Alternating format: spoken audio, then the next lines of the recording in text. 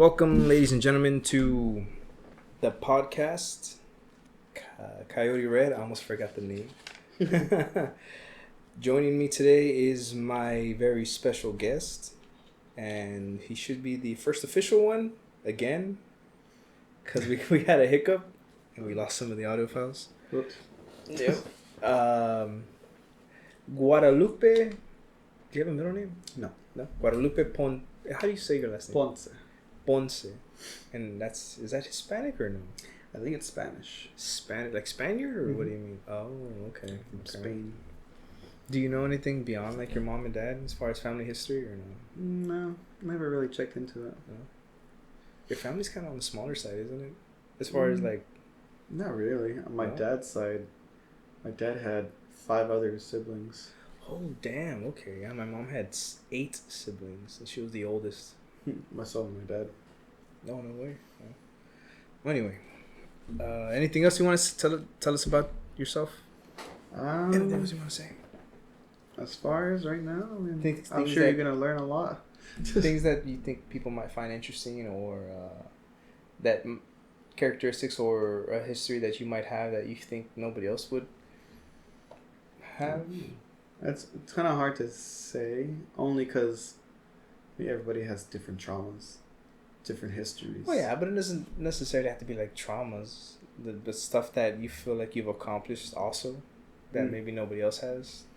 I mean, I have a lot of awards for pool. That's about it. About how many do you think you have? I don't know. Like, how long have you been playing already? Since 2013. Oh, wow. And is that considering like just from the day you first started, or that's like playing within leagues? That's playing within leagues. Oh, man. So that's more than 10 years already. Yeah.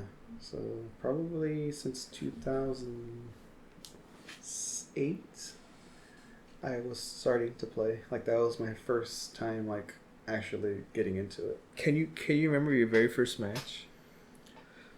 How you felt? So long ago.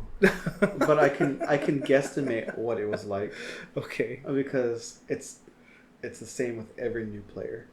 Okay. Anybody who starts off like fresh, they're always going to be so nervous.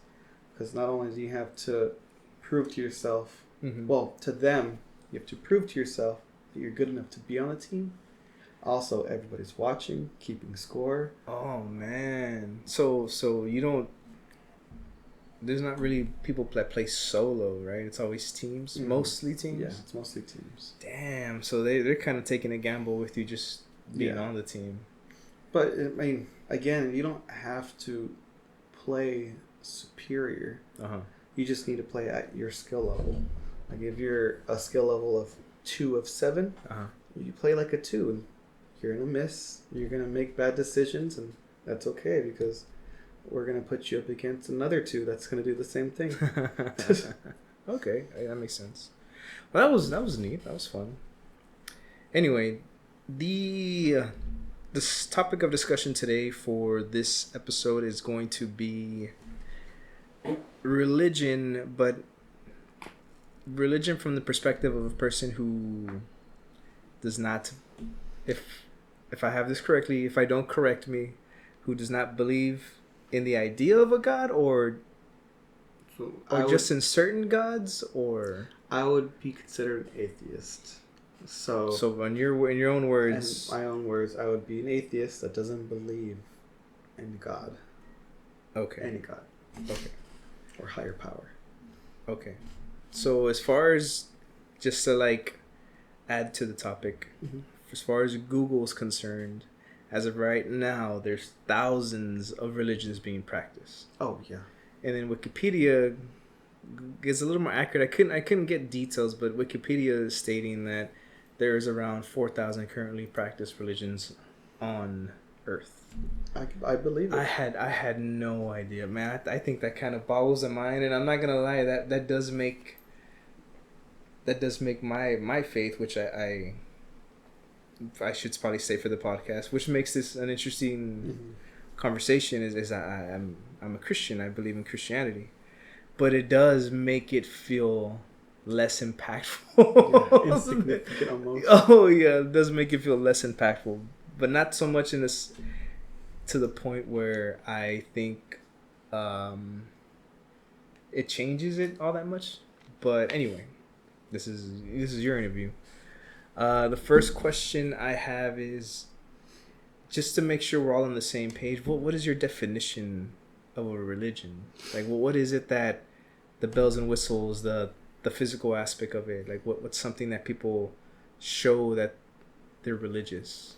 So my personal definition of a religion is a group of people who practice and worship a god or a deity, and they put pretty much all their faith in them. They pray to them. Mm-hmm. They do whatever they can to appease them. Okay, cool. Yeah, no, that sounds right on the money as far as what I would consider religion to be too. I think the only thing I would add to it is my idea on top of that, because I agree with all of that. My idea on top of that would be religion serves a purpose of guiding individuals who, I guess, can't really give themselves a purpose or feel like it's not right to form your own purpose. Okay. Right? And that I feel like that might be more of an individual opinion. Yeah. Because like I think it's one of the great questions is like, what is the meaning of life, right? And it's so, I think it's so hard to nail that down to something.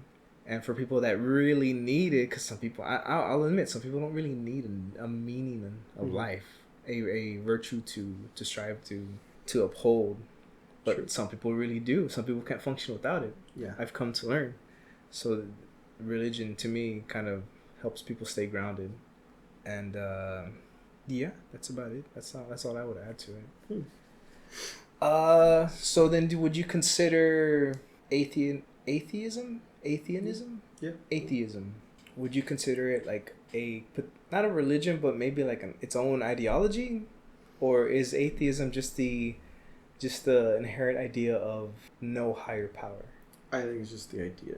It's just people saying, I don't believe in any deity or God or anything like that, and that's what we're all labeled at now. Okay. And like, does that kind of line up with the idea of there being a hierarchy of intelligence? So would you still be open to the idea of there being some kind of entity out there of higher intelligence than humanity, or are we at the apex of intelligence? I think it kind of defined. I mean, you kind of have to like weigh it out, because in all mammals, sure, we have all these things, computers, we've built all these things, but as far as intelligence is concerned and brain matter, dolphins actually have a bigger brain and they're a lot smarter. They actually have their own form of communication. I don't know if you've known that. So you're saying like their own language? Maybe? They have their own language. Oh, okay. Every dolphin has their own name. Oh, no way. So if you ever look into it, dolphins will call each other different clicks and squeaks and stuff like that. Oh, okay. But as far as, apex is concerned, we're probably on Earth the apex, the highest. Okay. Oh, okay. On Earth. So there's a possibility there's something out there. I agree. Like, I feel like it's way too. If I had to put my bet on something, it would be the chances are there is another planet or whatever out there that has some kind of form of life on it also. Right. And I believe that too. Mm-hmm. Okay, cool. That's one thing we agree on. Yeah. Well, I mean, if you think about it, the universe is trillions, quadrillions of light years across, spanning, and it's also, trillions of years old. So my thing, and no, I agree completely with that.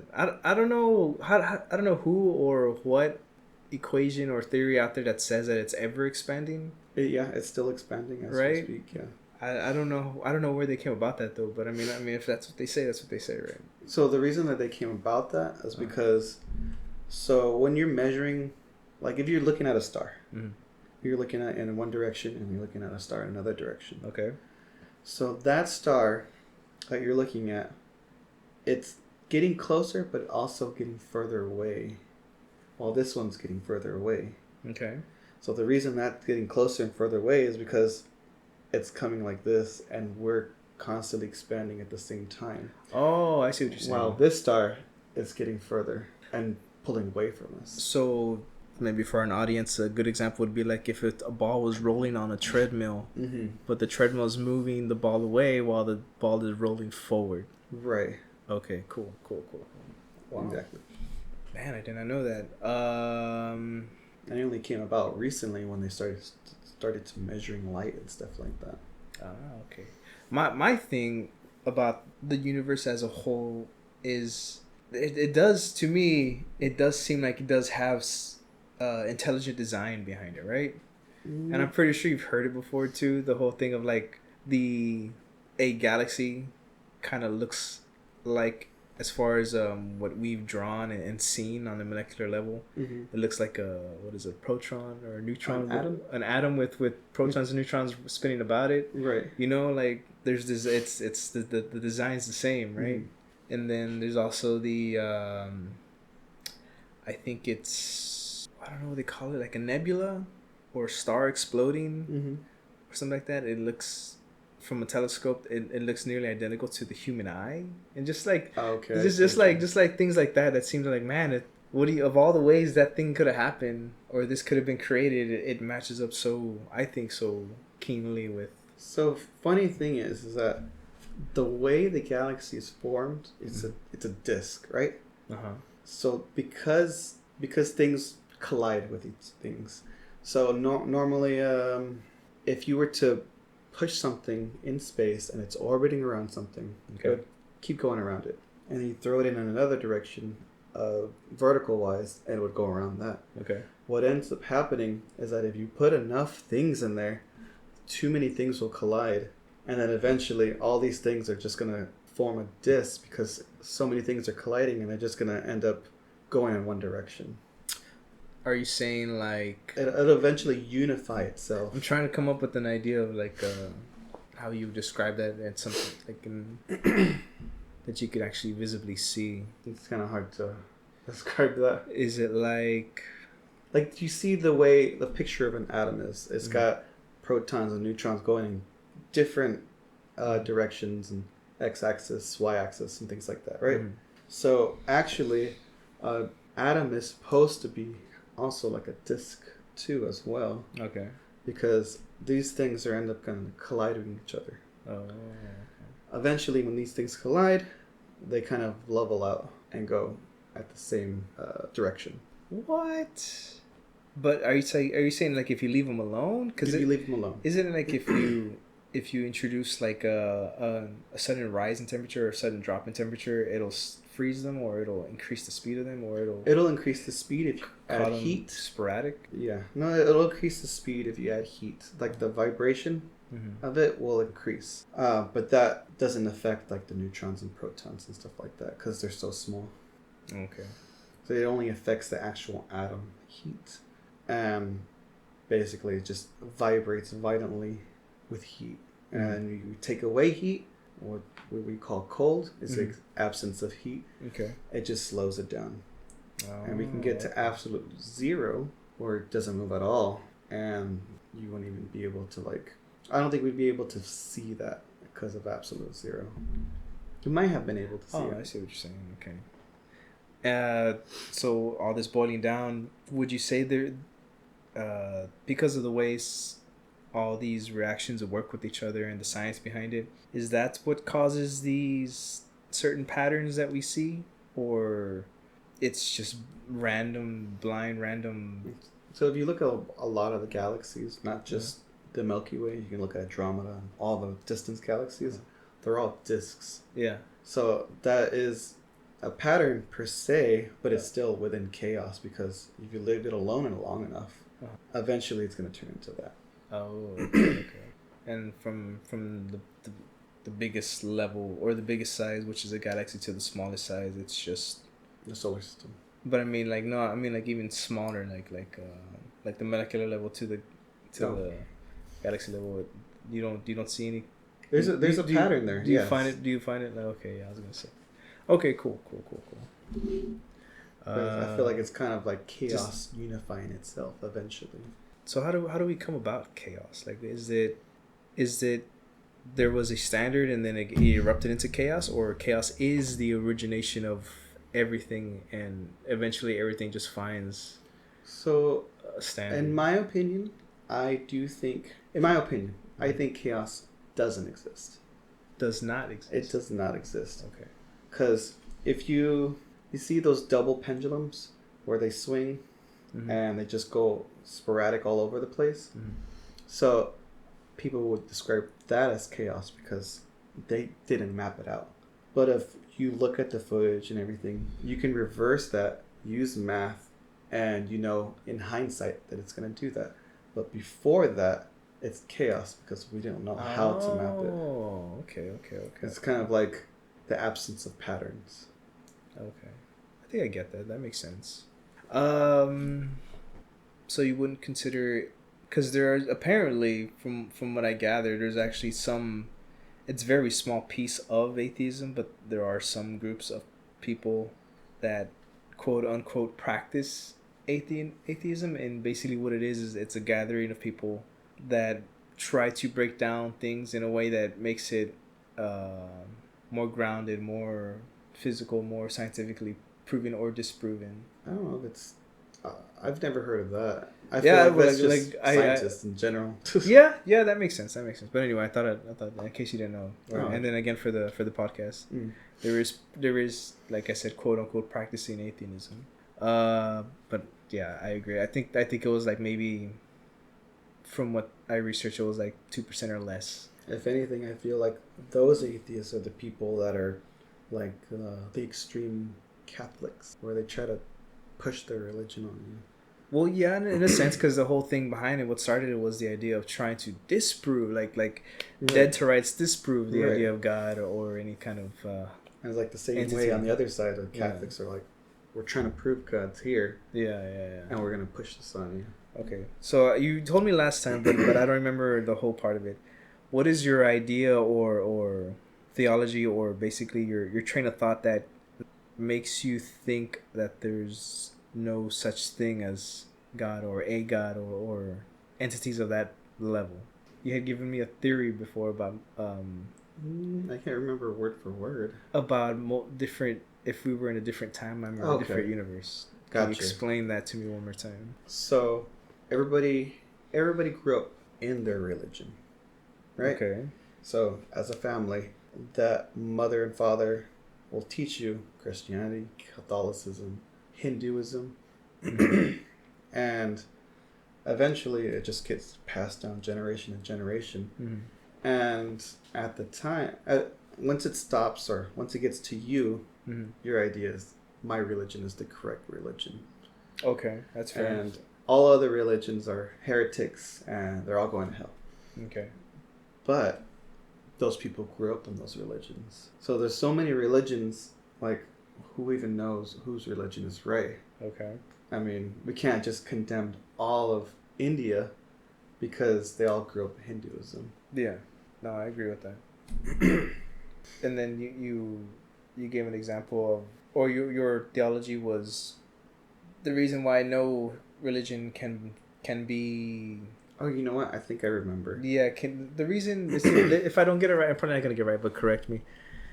Every religion, in a sense, can be disproven because if we were to start over from the very beginning, we would have a whole new set of ideologies and religion and names for things, and probably have like a different language and right. And if you did the same thing with science, you'd come up with the exact same thing we have today. Whereas if you take away religion and just start over, just wipe it from our memories, we would come out with something completely different. Man, that's pretty dead to rights right there. I'm not gonna lie. Yeah, that makes a lot of sense. Because the whole idea behind science is like it's basically running exams or tests over and over and over until something repeats itself like within until it's fact. Right, until it's no shadow of a doubt. Yeah. Could you tell me what your idea would be behind like the difference between knowing something and having faith in something? Well, knowing something is, it has to be proven, right? It has to be proven fact. Okay. Because you can know in your head that the earth is flat, but it's not actually flat. Yeah. But you'd have to have that fact to have it fact, right? But knowing, you can know anything. At the time when the earth was flat, according to people knew the earth was flat. They had faith in it, basically. They had faith in that knowledge. It wasn't disproven because they couldn't disprove it at the time. Okay. And the same goes with faith. I think faith is, you just hear what people tell you. You have to have faith in it because what else can you do except have faith in it? You can't disprove it. Mm-hmm. So according to what you were saying, like faith is something that you can't really prove it, hence why you have faith in it. Right. And that's like two sides of the same coin because of the simple fact that you can't prove it means you can't really disprove it either because it's based off of faith. Right. Okay. So a lot of people in religion will use that argument too. Mm-hmm. It's like, well, you can't disprove it. We can't prove it either. Yeah, so they're both kind of weak. Yeah. Now we're on a stalemate. Okay. Do you think that maybe that's where a lot of people get their fortitude, their power from? Is the idea that it can't be disproven? That's why they believe it so justly? I think so. Mm-hmm. It's like, well, science hasn't disproven it or proven it, so I'm still going to have faith in that religion because there's no other thing saying not to. Do you think anybody, as far as like scientists or mathematicians or anybody in that spectrum of humanity, if in your opinion, if they had like faith or they believe in certain things that are more faith-based and less scientific, does that take away from them as far as their studies and all that stuff to you? So if you were, and this is kind of a quote from Neil deGrasse Tyson. I don't know who that is. Who's that? He's a famous physicist. Okay. Astrophysicist. And he did a study where he was looking at all the scientists. Well, he's looking at the whole population. So the whole population, everybody, like 90% of people believe in a religion. 90% of people? Yeah. When was this? The study? Yeah, like more or less around what? I can't remember when the study was. But like, was it like recent or 1900s, 1800s, 1900s, early 2000s? The rest of the whole study was, so 90% of people would believe in religion. Once we studied the people who have college degrees, it becomes like 80 or 70%. Oh, that's still pretty high. I thought it was going to be a lot lower. And then once you get people with degrees, it lowers, and it just keeps lowering as more educated you are. The more you're not going to believe in religion. Yeah. So once you get to like the elite scientists, people who've won Nobel Prizes, it's down to like 5%. Oh, wow. It was at 0.5. One of the two. Mm-hmm. Man, that's a pretty hard fact. Yeah, pretty hard fact. I was going to say something. I forgot what I was going to say. Oh, yeah. There's a quote that I remember hearing in college where they say religion is the poor man's dope, right? And I think that kind of what they're trying to say with that quote is like, people that can't really afford to be ambitious or find meaning in life because of their circumstances, they turn to faith or to religion to kind of guide them on that, right? Poor man's dope, like a dopamine kick, a hit, something to keep them going. I would have actually thought about that as a different aspect. Like, it's a poor man's dope. It's something that gives you dopamine as far as like, hey, I have my faith. This makes me happy. Yeah. And it's free. Yeah. Oh yeah, maybe that's the big sting. But I mean, your take on it is pretty good too. Appreciate that. Okay, so this one I think we might disagree with it a lot. Is, do you think in general religion has done more harm or good through the history of mankind? That's a toss-up for sure. You think so? Like, you haven't really thought about it too much? I have. I think... Well, how about this? Before we even answer that. Okay. What would you define as religion harming humanity, and what would you be your definition as religion helping humanity? So, I mean, harming is harming. For me, I feel like it's actual harming people, harming humanity. So if a person ends up worse off in any way, in any shape or form, because of religion, it'd be like dead too, things like that. Well, okay, like that's what I'm trying to get at. Like, is if somebody kills somebody in the name of their faith, right? Is that where you start, or is it just like somebody kicks another person out of their house because of religion? I mean, I guess the starting point would be like hurting people's feelings, and then you work your way up to killing. Okay, cool. And then religion helping humanity would be the opposite side of that, right? Yeah, like actually doing good for the community. Okay, having being more accepting. So now that we have the baseline, the parameters set, like. So I guess in my opinion, it is a toss-up. It's a 50-50 maybe for me. Wow, because I'm surprised. I would probably lean maybe towards more harming. Okay. Because at the beginning, we're doing a lot of killing in the name of God. Like you're talking about the Crusades and holy wars, killing people for no reason because they think God told them or they just did something little. Yeah. Okay. Cutting off people's hands for stealing a little bread. Yeah. It's a little extreme for me. It would make me not want to be in that religion. Yeah. I think it is kind of fascinating how, and not just Christianity. I mean, like obviously other religions too. For boiling it down to what it really is devoting yourself to a set of ideas and principles, right? That's all it's there for, in the hopes of it bettering your life, right? That these things, end up lasting so long, right? Because we're talking about, I think it's Buddhism as the longest standing one. I don't know, honestly. I think it's that one, but the one that's most practiced is Catholicism. Well, Catholicism is like, I think it's a branch of Christianity. I don't know which one came first, but they kind of. I think it was Catholicism. Maybe, but because it was Catholicism, then Christ came into the picture, then started Christianity. Okay. As of right now, from what I saw this morning, it was or Hebrew. I don't know if it was 2.4 or 4.2 billion people that are openly reporting that they believe in God, in Catholicism or Christianity, and then the next one after that was Islam, and the next one after that was, I forgot which one it was, but number 5 was Buddhism. Okay. We're at like 1 point. Judaism, I assume. I think they're one and the same. Islam and Judaism. No. Buddhism. I think Judaism is Jewish. Yeah. Right, and Islam is its own thing. Yeah, I think so. I think Islam is more of like just kind of like a adjective of a place. Islam. Oh, okay, maybe Israel. Right. Maybe you're right. I don't know. But I think they believed in like Hebrew and stuff like that. Hebrewism. Okay, maybe you're right. I don't know. This is why they were killing a bunch of people over there at the time. Yeah, I remember that. The holy city or whatever. Yeah. Right. And a lot of the Jewish people were getting really upset over here because of what was going on over there.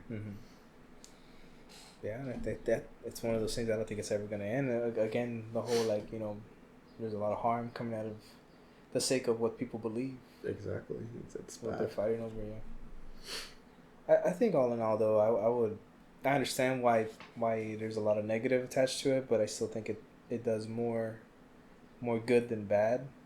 And my examples being like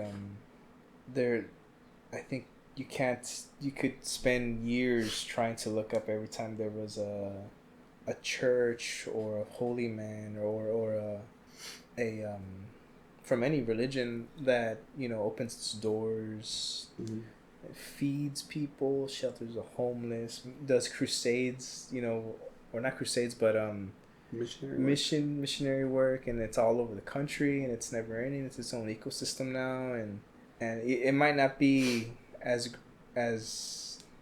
heavy as, you know, committing murder and stuff like that, you know, but crusades, like you were saying. But it does, like, there's a lot of benefit that comes out of it, and that stuff, it's on the daily, every day. And I feel like that's where the 50-50 comes, because sure, like the saints of Catholicism, they have to perform miracles, they have to be kind and all this other things, but at the same time they have to practice the book, as far as like these gays gonna have to be condemned or something like that, or people who don't believe in this are going to hell, and we're gonna shun you.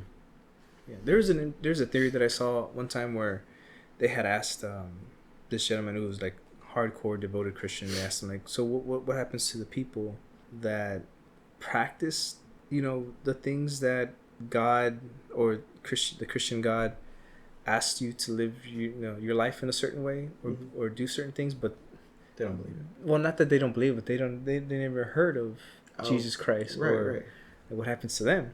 Yeah. And his explanation was the Ten Commandments and whatever is considered a sin, and there is this understanding that you were born into sin, that you're not perfect, but as long as you when these points in your life come at you and you make the right decision according to the doctrine of whatever religion you're part of, it does grant you the right to enter whatever it is. So what happens to the people that are, or what happens to the kids that are under 5 that die?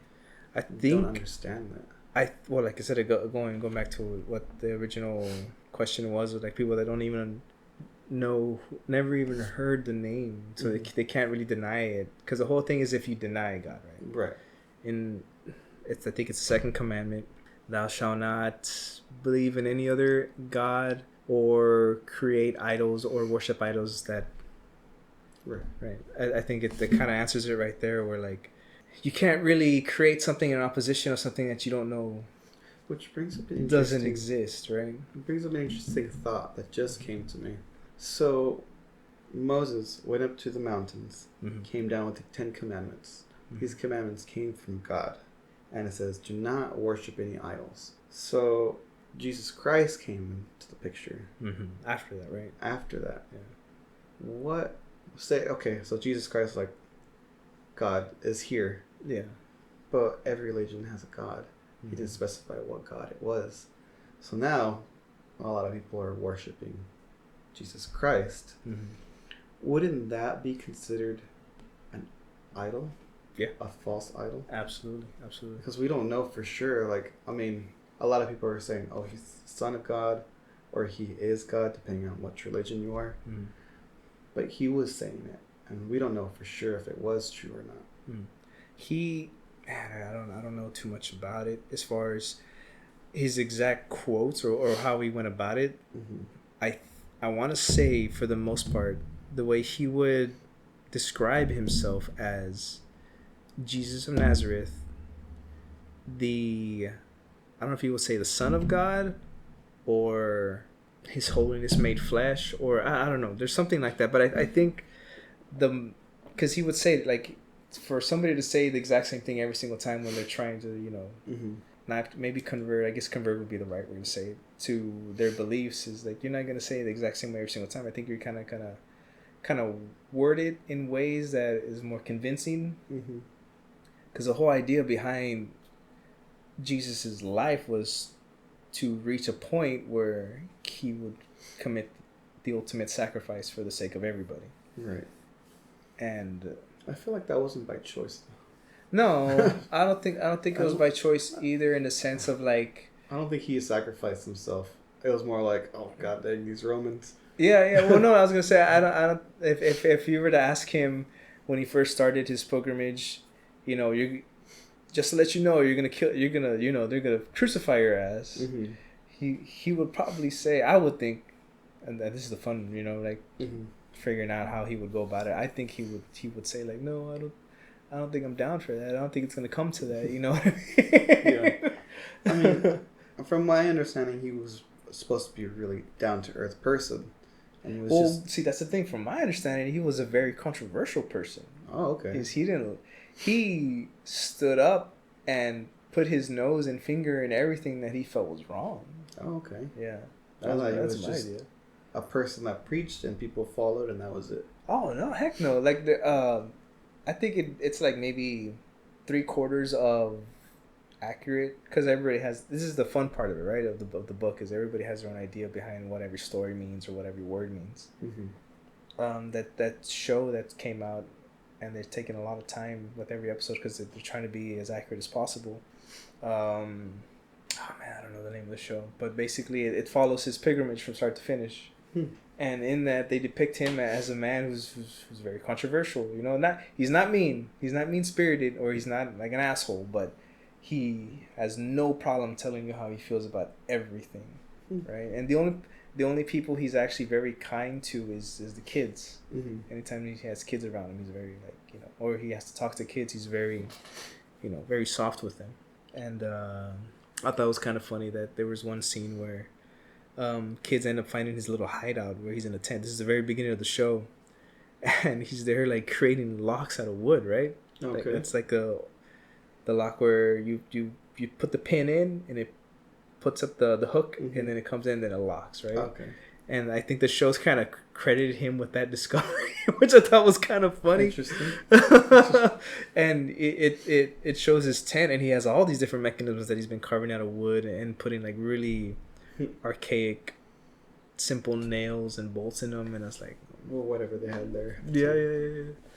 But back to what were we talking about? Religion. Back to I think you're I was talking about the 10 Commandments and idolism.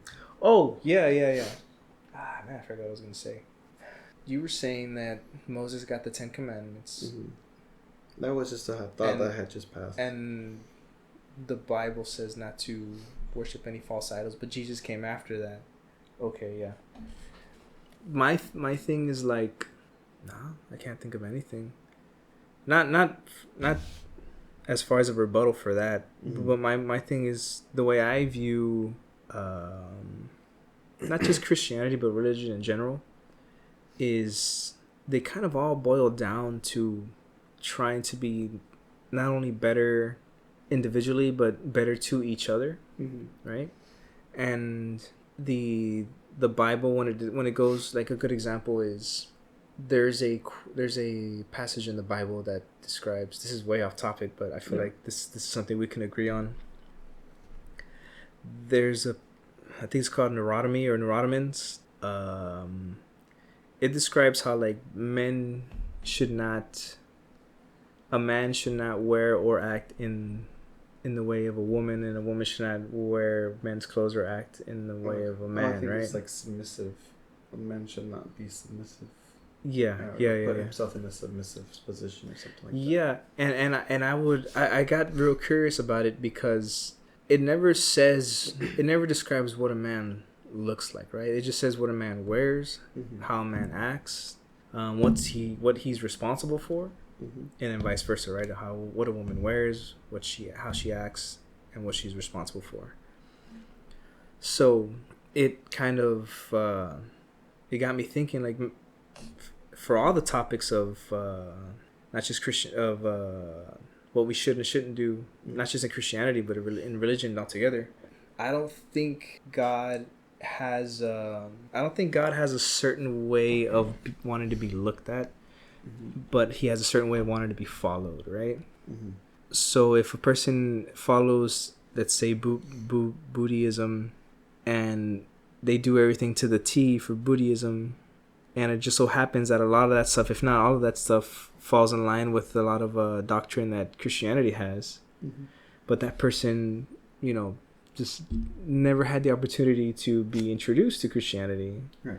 I still think like that person is not following a false idol. He's just following a different name that humanity gave God, not so much that God or a different God gave Buddhism, right? And I think a lot of religion, like a good portion of it. Mm-hmm. It tells you to be a good person. Yeah. And be good people to other people. Mm-hmm. And I feel like that's probably the good that comes from religion. Because, I mean, I feel like a lot of people don't have the intellectual morale to figure out how to be better people. Mm-hmm. I mean, eventually, without religion, I feel like we would have ended up being good to each other either way, because we're trying not to hurt each other. Yeah. Like, I don't want to be hurt. It means I shouldn't hurt you. I think I agree with that, like, almost 100%. Because if you look at like other ways of life that we initially started off with, like barbarianism and Vikings and all that stuff, kind of went away, and these were the more violent societies, the more aggressive, and it was all about plundering and killing and raping and alpha. Yeah, being alpha. But even that stuff, like, you would think was gonna outlast, the more of the pacifists, but it didn't. More and more, I feel like we're striving to be, like you said, kinder to each other, because all that stuff died off. You know what I mean? Like, we don't really see Viking culture too much anymore. We don't really see barbarian culture anymore, and even stuff like the Romans and whatnot. That's kind of taking away a lot of the different types of executions. Exactly. Because it's inhumane.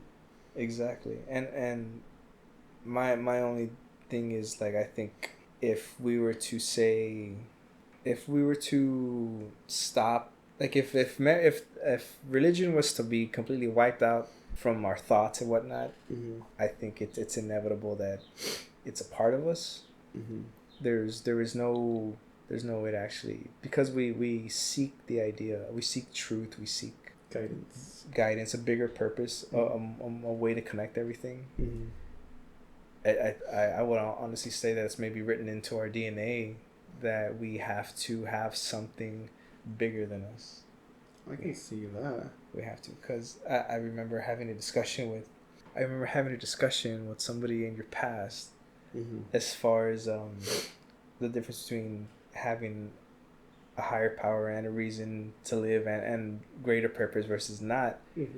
And my whole argument was, like, I mean, if we can't say that there's something bigger than us, and we're the biggest thing, and there's no reason for being good, then why does it feel so wrong to murder? Why do we only do it when we're in rage, or when we're severely, like, jealous or like really insecure? Like, I think it's only maybe psychopaths or really demented people that actually do it out of joy.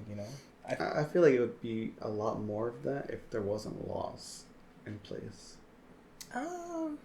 Man, I don't think I can agree with that, because we didn't have all these laws since the beginning of mankind. But we also didn't have, like, a good count of people murdering each other too. Even if we were to say that during the way back when there was society and there was just tribes and whatnot, if we were to kill 50% of the people every year, then I think humanity wouldn't have, even if we were to kill like a quarter of the people every year back then, humanity wouldn't have reached where we are now. And there was no, like, laws or justification or anything back then. It was kind of just like, I got my hut, and I got my wife, maybe my kid or horse, and you got yours. And there was just this mutual understanding without laws that, like, we're probably better off if we just don't fuck with each other. You know what I mean? I can see that kind of, but you also have to take account that at the time they were intelligent, but they still had a lot of animal instincts.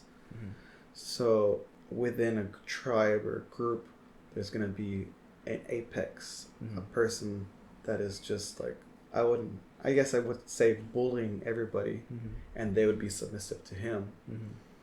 So at that time, this bully could do whatever they want. Somebody messed with him, he could kill him, nobody would say a thing about it. And then the rest of the submissive people would just, kind of live in peace. Yeah. I'd say there would be more killing back then because people would want that alpha position a lot more than being submissive and having to take the abusiveness. So you think like people inherently want to be more in charge versus more wanting to get along? Like that's more per person, or is it? I think something along those lines. I mean, of course, everybody's gonna want power. Mm-hmm. Power is like the one thing everybody's after all the time. Mm-hmm. It doesn't matter how self-cultivated you are. Mm-hmm. You're always gonna want to seek more power. Mm-hmm. And whether it's for good or bad, that's up to that person. Mm-hmm. But that's inherently, I feel like, what humans tend to go towards. Yeah. I think people that... Yeah, I agree. There's a good amount of people that seek control more than anything else. Mm-hmm. But I think that especially women... This is gonna... No, it's not. I don't think it's gonna be too sexist, but I think like women being the fairer sex and the more fragile sex. Mm-hmm.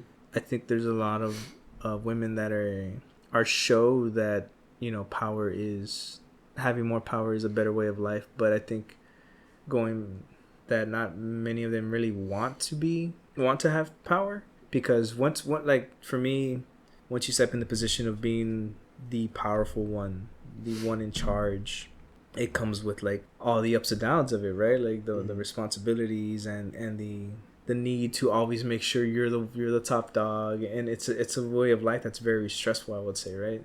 I would say so. And I think once people get a taste of it, that's when they figure out, okay, man, I want to live this way. Like, I like living this way, or like, you know what, maybe as long as I get my piece of the pie, I'm okay. Mm-hmm. And because of that, I think that maybe not everybody seeks more and more and more power. Like there is a stopgap. It might be different for everybody, but I think that's the way it is. I think in a way I could agree with you. Mm-hmm. I feel like people wanting more power and strive for more power can be circumstantial in their environment and how they grew up. Mm-hmm. As far as like, say you had a bunch of siblings and each sibling was gonna fight for more attention, more things from their parents, more gifts, more praise, and as they're growing up, that's what they're fighting for, is more power. And then once they go out into the world, that's what they're doing and practicing, because that's how they grew up. Mm-hmm. Like, take individual relationships, for instance. We both had some instances where somebody wanted more power. Mm-hmm. Oh, yeah, for sure. They abused it, but they just kept wanting more and more and more. Mm-hmm. They just never satisfied. Mm-hmm. Yeah. Well, I mean, there's a little bit of a... I think like a lot of psychological in there. Yeah, and then I think on the grander scheme of things, there's a... on the grander scheme of things, there's kind of like a little... The history of humanity kind of contradicts that a little bit. Because like how we stated before, like all these ways of life that was more vicious, visceral, kind of seemed to fade away. Yeah. To make more room for a more peaceful lifestyle, right? And there's a quote in the Bible, right? The meek shall inherit the earth. And I feel like we're following that to the T right now, right? Because before it was, like you said, we don't know how many people were dying or being murdered, or right. And now it seems like a percentage of humanity, it's less and less. The way the literal translation, let me start with the easy translation, or the literal translation is the meek shall inherit the earth, but the way I think it was supposed to be interpreted was those who value peace but are willing to defend it shall inherit the earth, right? And that's the literal translation. I think that was supposed to be the intended translation, and which I think brings up another thing too, where not just Christianity, not just the Bible, but there's a lot of stuff out there where, and this is supposed to be old text, right? Yeah. That, you know, say you live a certain way and you do certain things and you are guaranteed certain boons or banes out of it. Do you know what I mean? Like you were saying, you try to, the way I want to live my life, I should probably let the other person live their life that way. Yeah. And, you know, try not to lie, and adultery and all that, you know, stuff. Don't do it, because then it's going to happen to you, or stuff like that, you know? Right. I don't know if you have any idea. I feel like it's a big part of the golden rule. Have you heard it before? You've never heard of the golden rule? I think I might have, but either way. So I think it is a practice of Buddhism The golden rule is treat others how you'd like to be treated. Ah, okay. Okay. Basically like that. Just, if I want to be treated nicely, I want to go ahead and treat other people nicely. Mm. So then, like, if somebody wants to be vicious, then they're looking out for themselves at that point. Right, and if something comes their way that ends up harming them, then like it's kind of like they were asking for it. Kind of, yeah. Yeah, that makes a lot of sense. Or like in Hinduism, karma. Karma, yeah. I'm a pretty big believer of karma. Which I find interesting that a lot of Catholicism and Christianity bring up karma. What do you mean, like bring it up? Because it's a Hinduism belief. Like the idea, like the belief is the idea of you do bad, you're gonna get bad. Yeah. Oh, okay. Because literally karma is a Hindu word from Hinduism. Oh, okay. And everybody uses it. Yeah. No matter what religion you're in. I mean, yeah. I think it again, it goes back to like when people are growing up to be, when they enter their teenage years or even their young 20s, and you have this mindset of like, you know, I'm going to look out for, maybe not look out for myself, but I'm going to always try to do what benefits me first and foremost. Mm-hmm. And it isn't until you actually live your life a little bit and you can put in situations where like, man, maybe I shouldn't have done X, Y, and Z. Yeah. Or I should have, you know, taken my time with things. I think that's where people start to really believe in karma. Yeah, I think so. Because I know I've become, as a person, I've become a lot more open to people and different ideologies and different ways of life. Mm-hmm. There's actually a friend of mine who is he's going through some rough stuff, right? I would think. I haven't spoken to the man in years. Mm-hmm. And he's done things that's hurt a lot of people, right? And I'm pretty sure he has had things done to him that's hurt him a lot. But he is very set on the idea of the things I did were justified and the things people did to him were not. And I've made it pretty clear to him that I am always going to see him as a friend. Mm-hmm. And as soon as he's ready to accept that I'm not saying what he did was right or wrong, but as soon as he accepts the fact that the things that he did hurt people, then, you know, my door is always open to him, you know. But the reason I bring it up is I think God wants us to live that way a lot, you know, like the way I see how you're supposed to follow Christianity or follow religion in general is it's never going to force you to do it, because if it was to force you to do it, then that means it's not coming out of a place of love or appreciation. So whether you join it or start having faith in it today or years from now doesn't matter. It's just the simple fact of it's always there for you if you need it. Yeah. You know? I feel like that's a good sentiment to have. It's it's a bowl to eat from whenever you need to eat. Yeah. That's kind of how I'm trying to live my workships, my friendships, my relationship. I've thrown away the idea of trying to make sure things stay even, and now I just have this mindset of like, if I have the energy, I will give it to you. Mm-hmm. If I have the money and I don't need it, I'll give it to you. If I have the food, if I have the shelter, it's yours. And that's the way I live my life too. Mm-hmm. But it's not necessarily through religion. It's just I feel it as much as you feel. Awesome. Well, I think that's a good place to stop. We're pretty close to an hour. Any last thoughts? Anybody want to say hi to? Anybody you think that would be a good guest? A good guest. I do have one person in mind. He has gone through some trials and tribulations, and he is Catholic. But no way. He's also a white witch. What the hell is a white witch? Oh man, that's a whole other witchcraft. Well, he's got a lot of experience in life too. My partner, she knows a lot. I don't want to say where she's at on that because she hasn't mentioned it in a while, but she knows a lot about witchcraft and the history of it.